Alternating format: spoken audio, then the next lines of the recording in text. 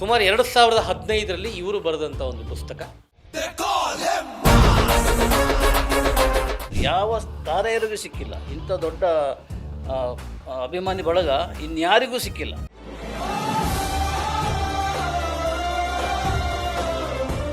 ನನ್ನ ದೃಷ್ಟಿಯಲ್ಲಿ ಈಗಲೂ ಮೆಜೆಸ್ಟಿಕ್ನ ದರ್ಶನ, ನಮ್ಮ ಪ್ರೀತಿಯ ರಾಮದರ್ಶನ ಅವರೇ ಕಾಣ್ತಾರೆ.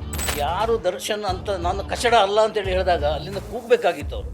ಅಲ್ಲ ನಮ್ಮ ಡಿ ಬಾಸ್, ನೀವು ಕಚಡ ಅಲ್ಲ, ಅಲ್ಲೇ ತಿದ್ದಬೇಕಾಗಿತ್ತು. ಇಲ್ಲಿಂದ ಮೈಸೂರಿಗೆ ಹೋಗ್ತಾ ಇದ್ದೆ ಟ್ರೈನಲ್ಲಿ. ದರ್ಶನ್ ಹೋಗುವಾಗ ಆ ಟ್ರೈನಲ್ಲಿ ಒಂದು ಕಂಪಾರ್ಟ್ಮೆಂಟಲ್ಲಿ ಒಬ್ಬ ಕುರುಡ ಕಣ್ಣು ಹೇಗೆ ತಿರುಗಿಸ್ತಾನೆ, ಹೇಗೆ ಹೋಗ್ತಾನೆ, ಹೇಗೆ ಯಾವ ರೀತಿ ಮೂಮೆಂಟು, ಇದೆಲ್ಲ ಕಮನ ಕೇಳಿ ಕೇಳಿ ಕೇಳಿ ಕೇಳಿ ನೋಡಿ ನೋಡಿ ನೋಡಿ ನೋಡಿ ನೋಡಿ ತಾನು ಕಲ್ತಿದ್ದು. ಕುರುಡು ಚಿತ್ರೋದ್ಯಮಕ್ಕೆ ಕಣ್ಣು ಕೊಟ್ಟೆ ಮಾರಾಯ ಅಂತ.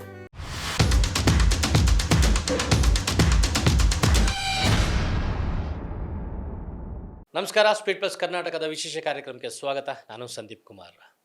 ಸಾಕಷ್ಟು ಬಾರಿ ಹೇಳ್ತೀವಿ, ಕೆಲವೊಂದು ವಿಷಯಗಳನ್ನ ಚರ್ಚೆ ಮಾಡಿದಾಗ, ಮಾತಾಡಿದಾಗ, ಯಾರು ನೋಡಿದ್ರು ಇದನ್ನ, ಯಾರು ಕೇಳಿದ್ರು ಇದನ್ನ, ಪ್ರತ್ಯಕ್ಷವಾಗಿ ಯಾರಾದರೂ ನೋಡಿದಾರ ಅಂತೀವಿ. ಹೌದು, ಈ ರೀತಿ ಕೆಲವೊಂದು ವಿಚಾರಗಳಲ್ಲಿ, ಅದರಲ್ಲೂ ಎಸ್ಪೆಷಲಿ ಸಿನಿಮಾ ರಂಗಕ್ಕೆ ಅಂತ ಬಂದಾಗ, ಸದ್ಯಕ್ಕೆ ಚಾಲೆಂಜಿಂಗ್ ಸ್ಟಾರ್ ದರ್ಶನ್ ಅವರು ಆರೋಪಿಯಾಗಿ ಏನು ರೇಣುಕಾ ಹತ್ಯೆ ಕೇಸ್ನಲ್ಲಿ ಒಳಗಿದ್ದಾರೆ, ಆ ವಿಚಾರವಾಗಿ ಸಾಕಷ್ಟು ವಿಷಯಗಳನ್ನ ಕೆಲವೊಂದು ಕಡೆ ಹಂಚಿಕೊಂಡಾಗ, ನೋಡಿದವರು ಹೇಗೆ ಇವ್ರಿಗೆ ಗೊತ್ತು ಅನ್ನೋ ಒಂದು ಮಾತುಗಳನ್ನ ವ್ಯಕ್ತಪಡಿಸ್ತಾರೆ. ಸುಮಾರು 46 ವರ್ಷಗಳ ಕಾಲ ಸಿನಿಮಾ ರಂಗದಲ್ಲಿ ಸಿನಿಮಾ ಪತ್ರಕರ್ತರಾಗಿ ಸೇವೆ ಸಲ್ಲಿಸಿರುವಂಥ ಆ್ಯಂಡ್ ಈಗಲೂ ಕೂಡ ಆ್ಯಕ್ಟಿವ್ ಆಗಿ ಸಿನಿಮಾ ಜರ್ನಲಿಸ್ಟ್ ಆಗಿರುವಂಥ ಗಣೇಶ್ ಕಾಸರಗೋಡು ಅವರು ನನ್ನ ಜೊತೆ ಇದ್ದಾರೆ. ಸರ್ ನಮಸ್ತೆ, ಕಾರ್ಯಕ್ರಮಕ್ಕೆ ಸ್ವಾಗತ. ನಮಸ್ಕಾರ. ಆ್ಯಂಡ್ ನಾನು ಮೊದಲಿಗೆ ಇದನ್ನು ನಾನು ಹೇಳೋಕ್ಕೆ ಇಷ್ಟಪಡ್ತೀನಿ. ಅಫ್ಕೋರ್ಸ್ ಸುಮಾರು 2015ರಲ್ಲಿ ಇವರು ಬರೆದಂಥ ಒಂದು ಪುಸ್ತಕ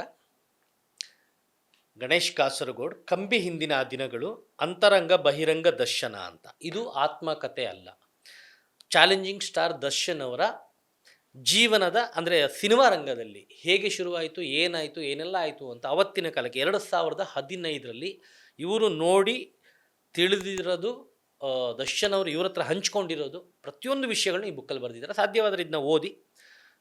ಸೊ ಒಂದು ಚಿಕ್ಕ ಪರಿಚಯ, ಯಾಕೆ ಇವರು ಇದ್ರ ಬಗ್ಗೆ ಮಾತಾಡ್ತಾರೆ, ಏನಕ್ಕೆ ಅನ್ನೋಕ್ಕೆ ಒಂದು ಎಕ್ಸಾಂಪಲ್ಸ್ ಅಷ್ಟೇ ಇದು. So over to sir. ಸದ್ಯಕ್ಕೆ ನಾನು ರೆಡಿ ಇದ್ದೀನಿ. ನೀವು ರೆಡಿ ಇದ್ದೀರಾ? Yes sir. ಸದ್ಯಕ್ಕೆ ಇರೋ ವಿಷಯ ನಿಮಗೆ ಗೊತ್ತಿದೆ, ಎಲ್ಲ ಕ್ಯಾಶುವಲ್ ಆಗಿ ಮಾತಾಡೋಣ. Yes sir. ತುಂಬ ಏನು ಸಂದರ್ಶನ ಇದು ಅಂತೇಳಿ ಏನಿಲ್ಲ. ರೈಟ್ ನಾ ರೆಡಿ. ಸೀನಿಯರ್ ಸಿನಿಮಾ ಜರ್ನಲಿಸ್ಟ್ ಜೊತೆಗೆ ಒಬ್ಬ ಜೂನಿಯರ್ ಸಿನಿಮಾ ಜರ್ನಲಿಸ್ಟ್ ಕೂತಿದ್ದೀನಿ.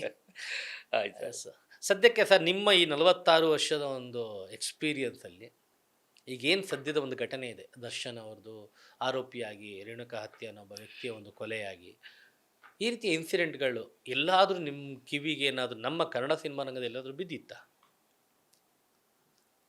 ಫಸ್ಟ್ ಇದೊಂದು ಸ್ಟೇಜ್ ಅಂತ ತಿಳ್ಕೊಳ್ಳಿ. ನಾನು ಮೈಕ್ ಹಿಡಿದಿದ್ದೀನಿ, ಸಹಸ್ರಾರು ಜನ ಪ್ರೇಕ್ಷಕರು, ಅಭಿಮಾನಿಗಳು ಎಲ್ಲ ಎದುರಿದ್ದಾರೆ, ಒಳ್ಳೆ ಲೈಟ್ ಹಾಕಿದ್ದಾರೆ. ಸೊ ಮೈಕ್ ಎತ್ತ ಕೂಡಲೇ ಮಾತಾಡೋದೇನೆಂದರೆ, ಇಡೀ ಜಗತ್ತಿನಲ್ಲಿ ಇಂಥ ಒಬ್ಬ ಕಚಡ ಆಸಾಮಿಯನ್ನು ನೀವು ನೋಡಲಿಕ್ಕೆ ಸಾಧ್ಯ ಇಲ್ಲ. ಅಂಥ ಕಚಡ ಆಸಾಮಿ ನಾನು. ನನಗೆ ಒಂದಲ್ಲ 2 ಮುಖ, ಒಂದು ಆ ಮುಖ, ಒಂದು ಈ ಮುಖ.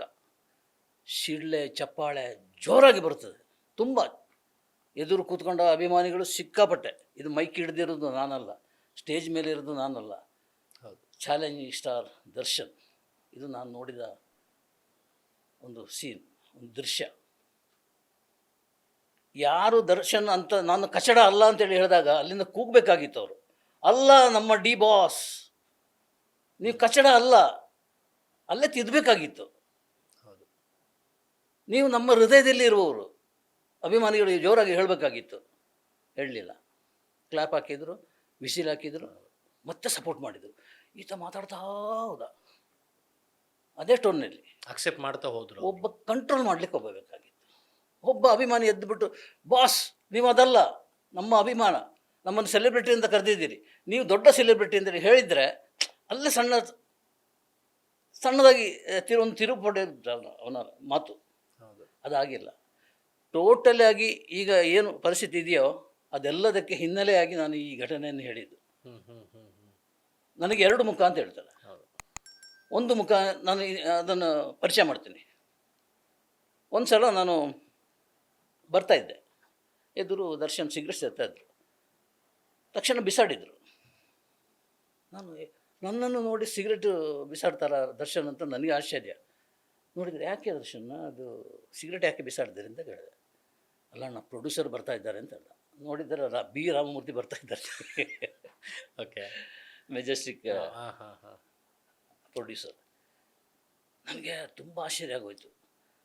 ಒಬ್ಬ ಪ್ರೊಡ್ಯೂಸರ್ ಬರುವಾಗ ಅವರೆದುರು ಸಿಗರೇಟ್ ಸೇದಲ್ಲ ಅವರು. ಹಾಂ, ಸೇದಿದ್ರು ಕೂಡ ಅದನ್ನು ಅಲ್ಲೇ ಬಿಸಾಡ್ತಾರೆ. ಓಕೆ, ಅವ್ರಿಗೆ ಗೊತ್ತಿದೆ ಸೇರ್ತಾನೆ ಅಂತೇಳಿ. ಅದು ಒಬ್ಬ ನಿರ್ಮಾಪಕನಿಗೆ ಕೊಡುವಂಥ ರೆಸ್ಪೆಕ್ಟ್ ದರ್ಶನ್ ಆಗ ಅಂಥ ದರ್ಶನ್ ಇನ್ನೊಂದು ಅದೇ ವೇದಿಕೆಯಲ್ಲಿ ನಿಂತುಕೊಂಡು ಏನು ಹೇಳ್ತಾನೆ, ತಗಡು ಅಂತ ಹೇಳ್ತಾರೆ. ಹೌದು, ಓಕೆ. ಎಲ್ಲಿ ಒಬ್ಬ ಪ್ರೊಡ್ಯೂಸರಿಗೆ ರೆಸ್ಪೆಕ್ಟ್ ಕೊಟ್ಟು ಮಾತಾಡ್ತಾರೋ ದರ್ಶನ್, ಅದೇ ದರ್ಶನ್ ಒಬ್ಬ ಪ್ರೊಡ್ಯೂಸರಿಗೆ ತಗಡು ಅಂತ ಹೇಳ್ತಾರೆ. ನಾನು ಜಡ್ಜ್ ಮಾಡಿದ ಪ್ರಕಾರ ಎರಡು ಮುಖ ಅಂದರೆ ಇದೆ, ಒಂದು ಮುಖ ಅದು, ಒಂದು ಮುಖ ಇದು. ಸೊ ಇದು ಸಂಕ್ಷಿಪ್ತವಾಗಿ ದರ್ಶನ್ ಬಗ್ಗೆ ನಾನು ಹೇಳಲಿಕ್ಕೆ ಇರೋವಂಥದ್ದು. ಇನ್ನಿದೆ, ಬೇಕಾದಷ್ಟಿದೆ ಮಾತಾಡುವಂಥದ್ದು. ನೀವು ಕೇಳ್ದಂಗೆ ನಾನು ಮಾತಾಡ್ತಾ ಹೋಗ್ತೀನಿ. ಎಸ್ ಸರ್, ಯಾಕಂದರೆ ಈಗಿನ ಪರಿಸ್ಥಿತಿ ಮತ್ತು ಈ ಇನ್ಸಿಡೆಂಟು ನೀವು ನೋಡಿರ್ತೀರಾ. ಆ್ಯಂಡ್ ಡೆಫಿನೆಟ್ಲಿ ಸಿನಿಮಾ ಜರ್ನಲಿಸ್ಟ್ ಆಗಿ ನಿಮಗೂ ಕೆಲವೊಂದು ಇನ್ಸೈಡ್ ಮಾಹಿತಿಗಳು ನಿಮ್ಗೆ ಸಿಕ್ಕಿರುತ್ತೆ. ಏನಾಯಿತು, ಯಾಕೆ ಹೀಗಾಯಿತು, ಏನಾಯ್ತಂತೆ, ಎಲ್ಲಿ ಏನು ತಪ್ಪಾಗಿದೆ, ಯಾರಿಂದ ತಪ್ಪಾಯಿತು ಅನ್ನೋ ವಿಷಯಗಳು ಗೊತ್ತಿದೆ. ಅದ್ರ ಬಗ್ಗೆ ನಿಮ್ಮ ಒಪಿನಿಯನ್ ಸರ್, ಇವಾಗ ಆಗಿರೋ ಒಂದು ಇನ್ಸಿಡೆಂಟ್ ಬಗ್ಗೆ? ಇದು ಆಗಬಾರ್ದಿತ್ತು. ಯಾರೇ ಆದರೂ ಹೇಳೋದು ಇದನ್ನೇ, 7 ಜನ್ಮದಲ್ಲಿ ಮಾಡಿದ ಪುಣ್ಯ ಇದೆಯಲ್ಲ, ಅವನನ್ನು ಆ ಎತ್ತರಕ್ಕೆ ಏರಿಸಿದೆ. ಅದು ಸ್ವಲ್ಪ ಯೋಚನೆ ಮಾಡಬೇಕಾಗಿತ್ತು. ಅದು ಯಾರಿಗೂ ಸಿಕ್ಕಿಲ್ಲ ಕನ್ನಡ ಚಿತ್ರರಂಗದಲ್ಲಿ, ಯಾವ ತಾರೆಯರಿಗೂ ಸಿಕ್ಕಿಲ್ಲ. ಇಂಥ ದೊಡ್ಡ ಅಭಿಮಾನಿ ಬಳಗ ಇನ್ಯಾರಿಗೂ ಸಿಕ್ಕಿಲ್ಲ. ಅಂಥದ್ದೆಲ್ಲ ಸಿಕ್ಕಿರುವಾಗ ಅದನ್ನು ಕಳ್ಕೊಳ್ಳೋದು ಇಷ್ಟು ಸುಲಭವಾಗಿ, ತುಂಬ ಬಹುಶಃ ಜೈಲಿನಲ್ಲಿ ಇದ್ದುಕೊಂಡೇ ದರ್ಶನ್ ಇದರ ಬಗ್ಗೆ ಯೋಚನೆ ಮಾಡ್ತಾ ಇರ್ಬೋದು. ಆಗಲೂ ಯೋಚನೆ ಮಾಡಿದ್ರಪ್ಪ, ಏನಾಯಿತು, ಮತ್ತೆ ಅದನ್ನೇ ಮಾಡಿದ್ರು. 2011ರಲ್ಲಿ 28 ದಿನ. ಹೌದು, ಆಗಲೂ ಅಷ್ಟೇ. ಜೈಲು ಮುಗಿಸಿ ಬಂದ ಮೇಲೆ ಮಾತಾಡಿದ್ರೆ ಏನು ಬರ್ದೆ ಅದೆಲ್ಲ ಬರೆದಿದ್ದೇನೆ ಅದರಲ್ಲಿ. ಆಚೆ ಬಂದಮೇಲೆ ಅವ್ರು ಒಂದೆರಡು ಕಡೆ ಹೇಳ್ಕೊತಾರೆ ಇದ್ದಾಗ. ಆಮೇಲೆ ಆ ಪುಸ್ತಕದಲ್ಲಿ ಇರುವುದೇನೆಂದರೆ, ಒಂದು ಸರಾಗವಾಗಿ ಹೇಳಿದ್ದೇಂಟ್ರು ಅಲ್ಲದು. ಒಂದು ಪ್ರೆಸ್ ಮೀಟು, ಒಂದು ಮುಹೂರ್ತ ಎಲ್ಲೆಲ್ಲ ಸಿಕ್ಕಿದೆಯೋ ಅಲ್ಲೆಲ್ಲ ಹಾಗಾಗ ಹೇಳಿದ್ದನ್ನು ಸೇರಿಸಿ ಸಂಗ್ರಹ ಮಾಡ್ಕೊಂಡು ನಾನು ಬರೆದಿರೋದು. ಅದು ಒಟ್ಟು ಸೇರಿಸ್ಕೊಂಡು ಅದಕ್ಕೆ ಒಂದು ಕೊಂಡಿಟ್ಕೊಂಡು ಮಾಡಿರೋದು. ಅಂಥ ದರ್ಶನ್ ನನ್ನ ದೃಷ್ಟಿಯಲ್ಲಿ ಈಗಲೂ ಮೆಜೆಸ್ಟಿಕ್ನ ದರ್ಶನ್, ನಮ್ಮ ಪ್ರೀತಿಯ ರಾಮದರ್ಶನ್ ಅವರೇ ಕಾಣ್ತಾರೆ. ಮೆಜೆಸ್ಟಿಕ್ ಕರಿಯ ಸಿನಿಮಾ ಶೂಟಿಂಗ್ ಮುಹೂರ್ತ ಇಲ್ಲಿ ನಡೆದಿದ್ದು ರಾಜಾಜಿನಗರದ ರಾಮ ಮಂದಿರ ಗ್ರೌಂಡಲ್ಲಿ.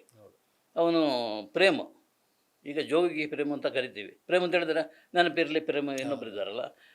ಸೊ ಪ್ರೇಮ್ ಅವನು ಹುಚ್ಚಾಟ ಎಲ್ಲ ನೋಡಿ ನನಗೆ ಗಾಬರಿ ಆಗಿತ್ತು. ಇನ್ನು ಈ ಸಿನಿಮಾನ ಏನು ಮಾಡ್ಬಿಡ್ತಾನ ಅಂತೇಳಿ. ಅಣ್ಣ ಅದು ಅಣ್ಣ ಇದ್ದಣ್ಣ ಈಗೇನು ಇದು ಸೇಮ್, ಏನು ಬದಲಾಗಿಲ್ಲ. ಪ್ರೇಮ್ ಈಗಲೂ ಮಾತಾಡೋದು ಹಾಗೇನೆ. ಅಲ್ಲಿ ಮುಹೂರ್ತ ನಾನು ನೋಡಿದ್ದೇನೆ, ಇದೇ ದರ್ಶನ್ ಇರೋದು. ಅದೇನೋ ಬಲೂನ್ ಎಲ್ಲ ಹಾರಿಬಿಟ್ಟು ಒಂದು ಬೇರೆ ಒಂದು ಇಮೇಜ್ ಕ್ರಿಯೇಟ್ ಮಾಡಿ ಇಂಥವು ಮಾಡಿದ್ದ ಚೆನ್ನಾಗಿತ್ತು. ಓಕೆ, ಸಿನಿಮಾನೂ ಕ್ಲಿಕ್ ಆಯಿತು. ಆಮೇಲೆ ಈ ಸಿನಿಮಾಕ್ಕೆ ಬರೋದಿದ್ದರೆ, ಅವರು ನಮ್ಮ ಪ್ರೀತಿಯ ರಾಮ ಸಿನಿಮಾಕ್ಕೆ ಬರೋದಿದ್ದರೆ, ಆಗ ನನಗೆ ಹೆಚ್ಚು ಕ್ಲೋಸ್ ಆಗಿದ್ದು ದರ್ಶನ್. ಓಕೆ, ಆಗ ನಾನು ವಿಜಯ ಕರ್ನಾಟಕ ಪತ್ರಿಕೆಯಲ್ಲಿದ್ದೆ.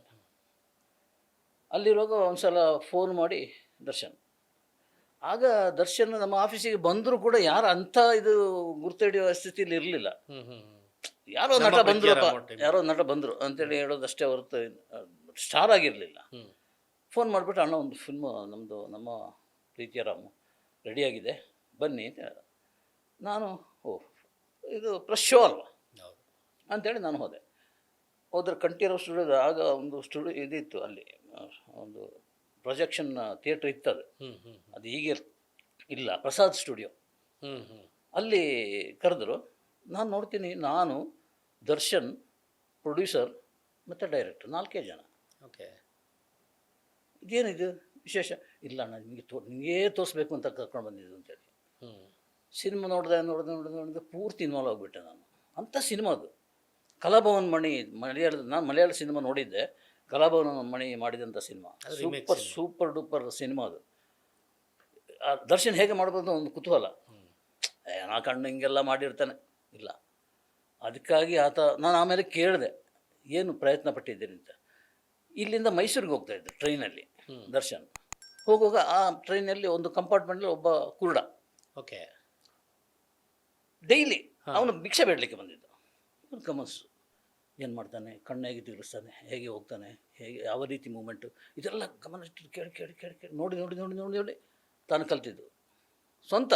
ಓಕೆ, ಅಂದ್ರೆ ಅದಕ್ಕಾಗಿ ನೋಡಕ್ಕೋಸ್ಕರ ಟ್ರೈನಲ್ಲಿ ಅಷ್ಟೇ ಅಲ್ಲಿ ಹೋಗ್ತಾನೆ, ವಾಪಸ್ ಅದೇ ಟ್ರೈನಲ್ಲಿ ಬರ್ತಾರೆ. ಕುರುಡ್ರು ಹೇಗಿರ್ತಾರೆ, ಹೇಗೆ ಹೇಗೆ ಇರ್ತಾರೆ behave ಮಾಡ್ತಾರೆ. Yes yes. ಓಕೆ. ಇದು ದರ್ಶನ್ ಮಾಡ್ಕೊಂಡ ತಯಾರಿ. ಒಂದು ಪಾತ್ರದೊಳಗೆ ಇನ್ವಾಲ್ವ್ ಆಗೋದಿದೆಯಲ್ಲ, ಇದು ನನಗೆ ಭಾರಿ ಇಷ್ಟ ಆಗೋಯ್ತು. ಆಮೇಲೆ ಕಣ್ಣು ಮೇಲೆ ಮಾಡ್ತಾರೆ, ಹೌದು ಹೌದು, ವೈಟ್ ಮಾತ್ರ ಕಾಣುತ್ತೆ, ಬ್ಲ್ಯಾಕ್ ಕಾಣಲ್ಲ.